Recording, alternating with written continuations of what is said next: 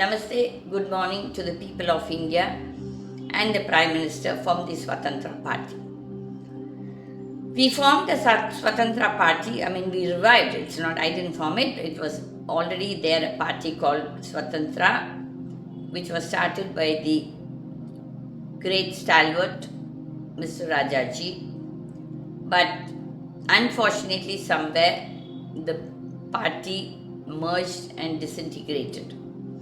But the reason I started this party was I didn't want to go and sit and put, accept some idiots as my leader. Most of the people who are goons get to that post. So there was a time when I took a call that I can't be a yes lady to all these goons. That is when, my God, actually at a point of time I wanted to go into my spirituality, but my Kalima said, "No, Gita, you have to start this party."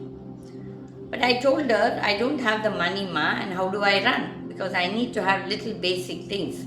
Okay, she said, that's not your problem, but you start. She didn't tell me the name. I took the call to start the Swatantra Party. Why? Why that name? Because the first freedom struggle for India was against the Britishers. We wanted the white man to go out to get away from their atrocities and their brutality. So the first freedom struggle took place, which is the first Swatantra struggle. Now we need to fight for our second freedom from the very Indian community or the Indians who are corrupt, who are politicians, bureaucrats, all the corrupt people. We need to wage the second freedom struggle or the war. And that has started. It has started, and that is why I named that Swatantra. I took that name and I got it registered. But I didn't go in a big way because of my family situation as well as my financial situation.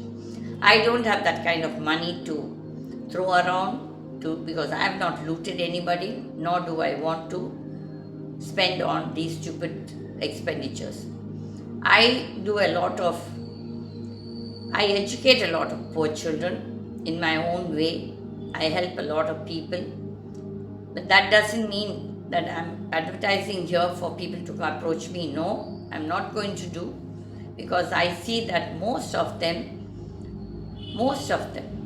are never grateful for what they've got. Okay, that is the culture that we are following. Unfortunately, there is no moral science or civic sense taught in our schools. Okay, and I appeal through this video to the concerned authorities, especially the Education Minister of India as well as the state for Tamil Nadu, to introduce scouts, all those programs like NCC, right from the school age, because that is, and make it compulsory, not preferring. It should be compulsorily done or followed, because there they learn a lot of discipline. This country lacks a lot of discipline. The school children or the college children, especially in a state like Tamil Nadu, there is no discipline. I'm sorry, I have to say that. And so this discipline should be brought in with compulsion. No preference, because nobody wants to be disciplined. I see in my own college, people don't want to join NCC. So for that, what I do to attract them to do NCC, to join that program, I give those children free of cost. I see to it that those children study free, and then that is like an incentive for them to do the NCC program. But I feel personally that this program should be made compulsory from the school age. Even right from the first standard, you can have your simple ways of disciplining the children, civic sense, then the Desh Bhakti, so many things. In Singapore, Everybody has to go through the army training. Many countries have, and I think it is very, very important for the Indian children to learn this discipline, because there is a lot of difference between the civilian life and the children who come from the families, armed forces. There's a lot of difference. Okay, so this is what I'm appealing through this video. And then, Mr. Modi, you are just wasting the time of the country and the people and the development. You're doing Instagram reels. We people are not convinced. Only your butts and your sangis will follow your nonsense. Please, I don't know what is your real education. Your conscience will know. I don't want to discuss about it, because if you lie, you will only suffer. We don't suffer. Okay? What is your qualification? Only the God and you know. And my Krishna says that you are an unpad. You are an unpad because you're full of ego, and then you're appealing to students. You have not even said sorry. That one boy who has lost his eye, who's going to replace it? You, your forces, your police force, your gundas, your Dharmendra Pradhan? I don't think so. You really have a conscience, Mr. Modi. Don't post with those little cows and all that drama. Even I have cows. I really love them. I have a Goshala. I'm not doing it for show.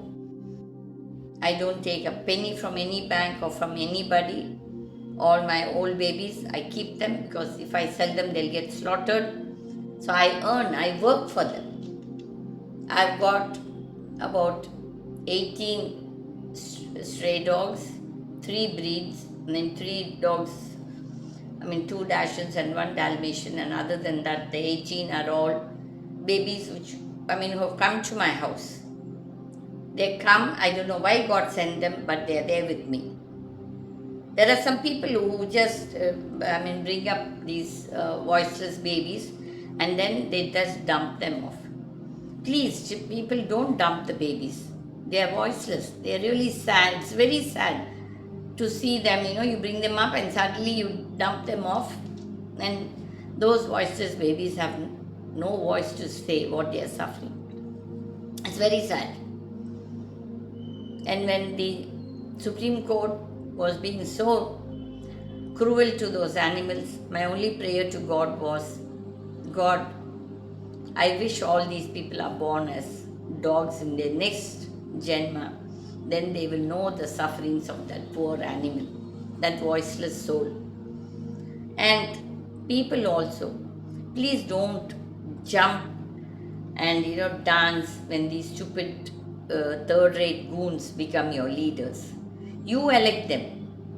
You elect them, and then you dump them on the other people who don't like them. 35% or 40% people's mistake, 60% or 65% of the people are suffering. This is the truth.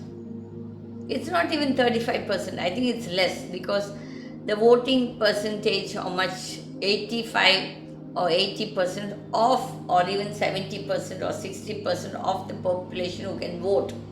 So the real actual population who are voting for these idiots or goons is only 20 or 25%, if you really take it, of the population. I stand corrected because I have not worked at it, but this is approximately. So people, we have to think 10 times before we rejoice over these goons. Modi, you're just unfit. You've messed up the economy. You have just messed up the economy. You all have looted. You're running a business organization under the RSS banner, and you're doing big business in Dubai. I know that. In that headquarters where you have built a big office in Dubai, this is what you're doing. It's very, very sad. I don't know where we are all heading to, but I can see only bad days coming. Mr. Modi, as I repeatedly keep telling you, my Krishna every time tells me to appeal to you. Resign and go graciously and not be disgraced. You're going to be disgraced. Krishna is going to disgrace you. He has given you enough warning. You know, your conscience knows what all wrong you have done. And that cabinet of yours with all corrupt people. You don't even have a conscience. I don't know what Hindutva you're all following or, practicing. It is not Hindutva, it is not Christianity, it is not Islam. The individual should first have a conscience. So, Mr. Modi, if you're seeing my videos, think 10 times before you talk lies, nonsense, and misleading the people. The country, the financial position is in an emergency state. I know it. I don't know how many people know it and realize it, but I know it.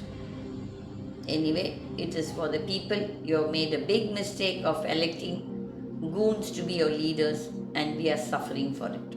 Thank you.